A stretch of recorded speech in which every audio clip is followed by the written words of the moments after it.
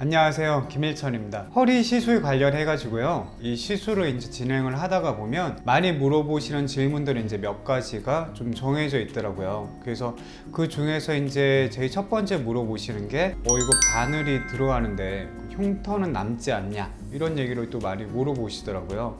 그래서 제가 오늘 허리 시술 관련해 가지고 진행이 되는 이런 카테터나 이런 거를 한번 준비를 해봤고요. 그리고 이걸 가지고 실제로 이제 허리에 들어갈 때 어떤 방향으로 들어가고, 그리고 흉터는 진짜 남는지 보여드리도록 하겠습니다. 꼬리뼈를 통해서 이제 바늘이 들어가고, 이 바늘을 따라 가지고 보시면 이 신경성형술용 카테터가 이제 이렇게 들어가는 게 보이고 있습니다. 그리고 들어가서 이게 메인 신경 기둥이 되고요. 이 옆에 하얗게 보이는 게 이제 그 디스크에서 터져 나온 찌꺼기 또는 뭐 염증 그런 거라고 보시면 되고요. 이런 찌꺼기나 이런 염증 때문에 그 주변에 있는 신경이 자극이 되고, 그리고 이제 신경이 이제 붙게 되는 거거든요. 자, 그러면 이때 이제 첫 번째, 꼬리뼈를 통해서 들어가는 게 위치가 정확하게 어디로 들어가냐 하면요, 자, 이렇게 꼬리뼈 쪽으로 해가지고, 자, 여기 보이시는 것처럼 이렇게 동굴 같은 통로가 있어요. 여기 통로가 있는데 이쪽이 신경이 지나가는 길이에요. 이 꼬리뼈 쪽에 있는 이 신경 줄기가 쭉 따라서 목까지 일렬로 쭉 연결이 되어 있어요. 이걸 뼈를 한번 없애고 볼게요. 좀 약간 무섭죠? 그 옛날에 이런 영화 있었는데, 이런 괴물 같은 거 나오는 영화, 화성침공인가? 네, 맞아요.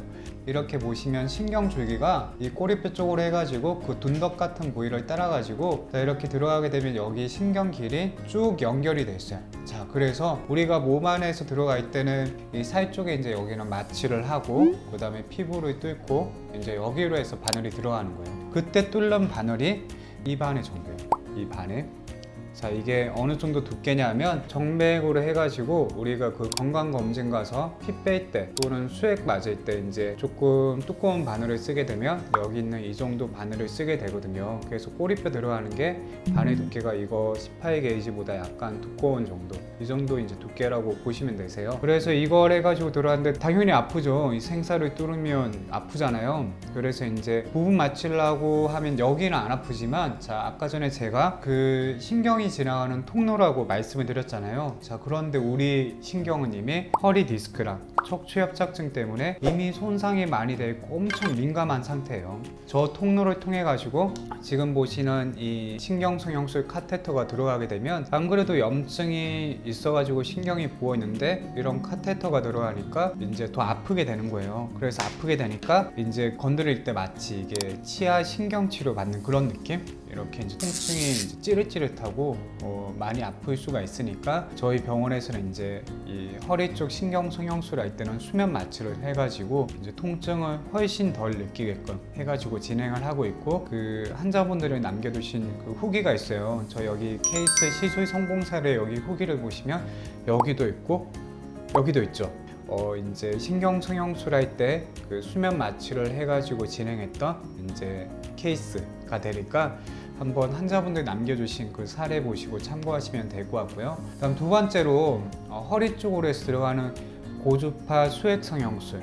제가 예전 영상에서 김종국님이 받으셨다고 했던 고주파 수액 성형술은 어떻게 하는지 한번 보여드릴게요. 이건 뒤에 동그란 거, 이거는 신경 그 메인 기둥이고요. 그 디스크의 이제 가운데가 수액, 그 말랑말랑한 젤리 같은 부위가 되는 거고, 이 겉에 이건 테두리가 되는 거예요. 이렇게 테두리가 되는 거고요. 자, 이 디스크가 이제 찢어져 가지고 또는 부어 가지고 이렇게 튀어나오게 되면, 그 튀어나온 부위로 해서 이 고주파 수액 성형술 이 치료기를 이용을 해가지고 디스크를 이제 빠직빠직 태우고 이렇게 쪼그라뜨리게 되는 건데요. 자, 그러면 이걸 할 때 들어가는 위치는 어떻게 들어가냐면, 보통 이거는 그 병변에 있는 쪽 반대 방향으로 들어가요. 왜냐하면 대각선으로 들어가야 이게 그 정확하게 디스크 위치에 딱 도달을 할 수 있기 때문에 허리로 해서 보통 들어가고요. 예를 들어서 내가 허리뼈 4번, 5번 사이에 디스크에 문제가 있다. 그러면 그쪽 위치를 그 시암이랑 컴퓨터 장비를 봐가지고 4번, 5번 위치를 확인한 상태에서,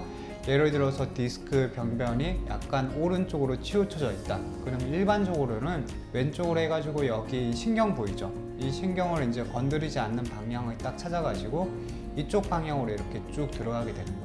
그러니까 병변이 오른쪽에 있다고 하면 여기 왼쪽 편 허리 이 정도로 해서 이제 들어가게 되는 거예요. 여기로 들어갈 때 당연히 뭐 부분 마취를 하고 들어가는데 바늘의 크기가 자 이렇게 보시면 여기 이 정도 되는데 이걸 아까 전에 그 정맥으로 피 뽑을 때 하는 바늘하고 비교를 해보면 자 이 정도 되는 거예요. 자 이 정도 이제 두께가 되는 바늘이 이제 들어가게 됐을 때 이게 보시면 허리하고 이쪽에 근육이 있어가지고 이 바늘은 좀 길이가 좀 긴 편이에요. 왜냐하면 디스크 속까지 들어가려고 하면 이제 그런 게 두껍기 때문에 이게 쭉 들어가는데 마취를 하고 들어가는 거여서 이게 바늘이 무시무시하게 생긴 거에 비해서는 통증이 그렇게 심하진 않다라고 이제 알 수가 있고요.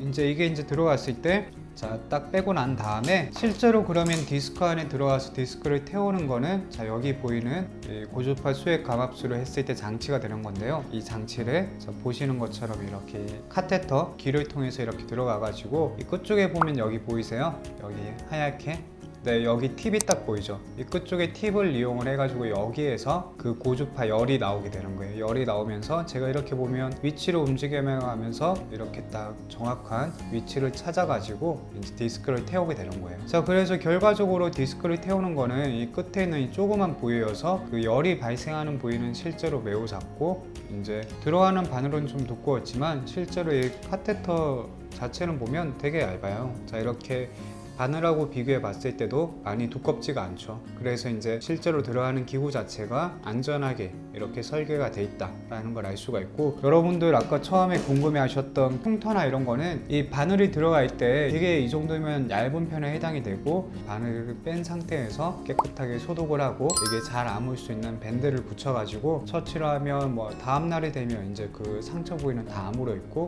흉터는 이제 거의 없는 이제 그 정도에 해당이 되는 거예요. 이런 식으로 이제 허리 쪽 고주파 수액 성형수라고 이제 신경 성형수를 어떻게 진행이 되고 결론은 흉터는 안 남는다. 이게 이제 제 결론이고요. 너무 걱정은 많이 안 하셔도 될 것 같고요. 그 다음에 PD님 그 또 다른 거 뭐 궁금해 하시는 거 많다고 했잖아요. 어떤 것도 궁금해 하셨어요? 신경 성형수를 네. 먼저 했는데 효과가 좀 떨어져서 고주파 수액 감압수를 다시 진행을 하려고 하면 혹시 얼마나 뒤에 시술이 가능할지. 그 신경 성형수를 하고 난 다음에 고주파 수액 성형수를 바로 하는 건 전 권유드리지 않아요. 왜냐하면 그 신경 성형수를 하고 난 다음에 염증을 이제 가라앉히고 어느 정도 이제 회복의 경과를 봐야 되기 때문에 뭐 빨리 한다고 해도 한 2주 정도의 간격은 두는 게 좋고, 사실 권유드리는 거는 일단은 한 달 정도 지켜보시고 그 다음에 증상이 어느 정도 호전이 되는 걸 좀 상태를 좀 먼저 확인을 해보고 그리고 이제 수액 성형수를 할지 말지 결정을 하는 게 낫다. 결론은 한 달 정도는 지켜보시는 게 좋을 것 같아요. 처음부터 원장님이 고주파 수액 감압술이랑 신경 성형술을 같이 하자고 했는데 네. 겁이 나서 일단 신경 성형술만 했어도 네. 그 정도 기간을 기다려야 된다.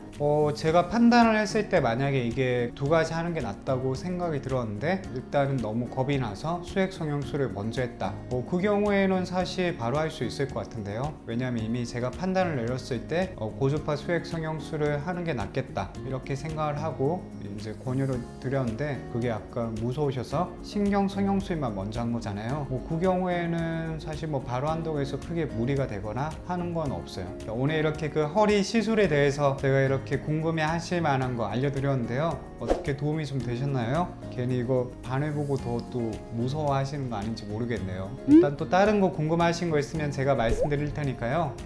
오늘 영상도 시청해 주셔서 감사하고 또 앞으로 뵙도록 하겠습니다. 감사합니다.